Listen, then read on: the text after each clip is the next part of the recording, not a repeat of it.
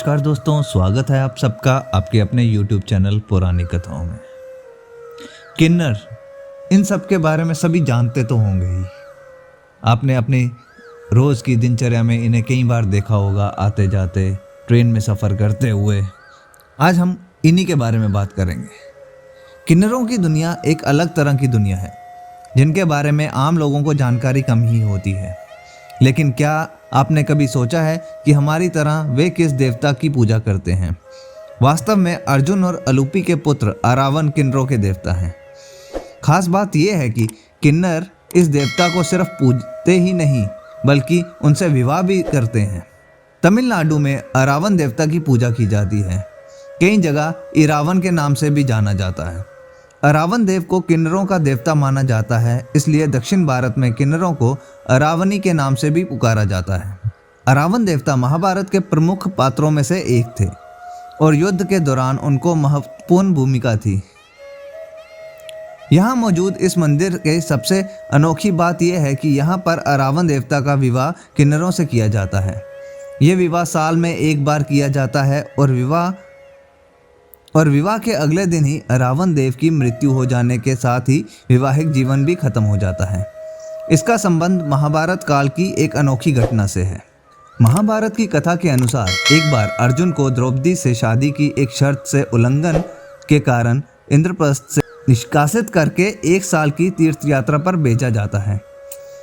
वहां से निकलने के बाद अर्जुन उत्तर पूर्व भारत में जाते हैं, जहां उनकी मुलाकात एक विधवा नाग राजकुमारी अलूपी से होती है। दोनों को एक दूसरे से प्यार हो जाता है और दोनों विवाह कर लेते हैं।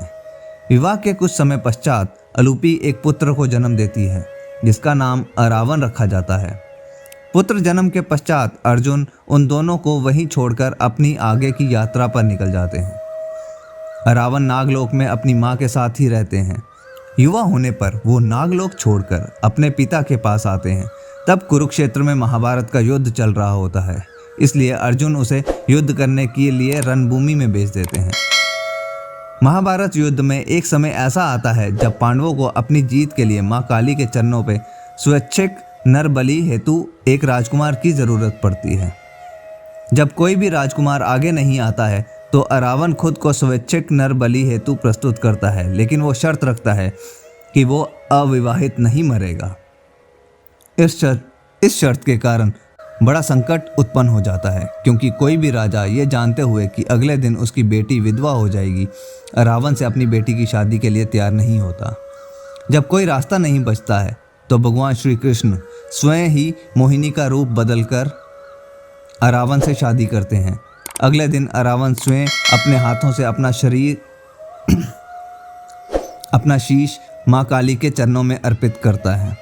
रावण की मृत्यु के पश्चात श्री कृष्ण उसी मोहिनी रूप में काफ़ी देर तक उनकी मृत्यु का विलाप भी करती है।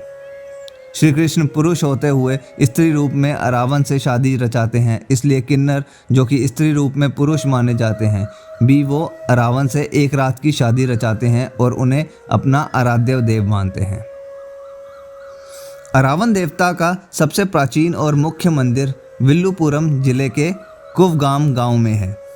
कुवगाम गांव में हर साल तमिल नव वर्ष की पहली पूर्णिमा को 18 दिन तक चलने वाले उत्सव की शुरुआत होती है।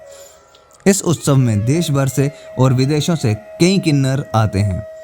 पहले 16 दिन खूब नाच गाना हेतु हंसी खुशी और शादी की तैयारियां होती हैं। 17वें दिन पंडित द्वारा विशेष पूजा होती है, जिसके बाद अरावन देवता के सामने मंदिर के पंडित भगवान की ओर से किन्नरों के गले में मंगलसूत्र पहनाया जाता है। अरावन की मूर्ति से शादी रचाई जाती है। अंतिम दिन यानी 18वें दिन सारे कुवगाम गांव में अरावन की प्रतिमा को घुमाया जाता है और फिर उसे तोड़ दिया जाता है। उसके बाद दुल्हन बने किन्नर अपना मंगलसूत्र तोड़ देते हैं और साथ ही चेहरे पर किए सारे श्रृंगार को भी मिटा देते हैं। सफ़ेद कपड़ा पहन लेते हैं और खूब रोते हैं। उसके बाद अरावन उत्सव खत्म हो जाता है। दोस्तों, ये थी किन्नर देव भगवान अरावन की कहानी। प्रभु से जुड़ी और लीलाओं के बारे में जानने के लिए हमारे चैनल पुरानी कथाओं को ज़रूर सब्सक्राइब करें। धन्यवाद।